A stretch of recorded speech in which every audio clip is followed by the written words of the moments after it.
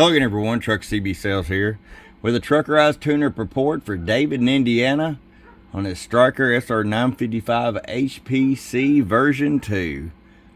David, got it ready to go for you, bud. All our mods, audio mods, wideband transmit, receive, Toshiba voltage regulator upgrade, ERF 2030 plus MOSFETs, you name it, it's got it.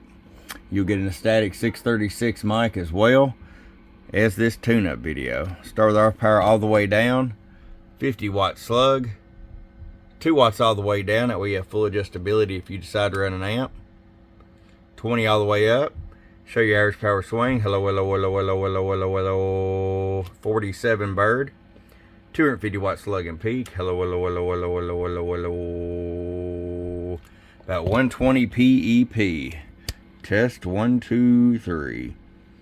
And the meter's pretty accurate on the carrier level, so you can use that if you don't run a meter. And the more amperage you feed this thing, the better off you'll be too, David, okay?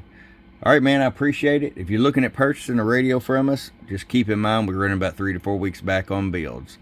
From your friend Truck at truckcbsales.com. Bump, bump. Get your Truckerized tune today. Truckerized.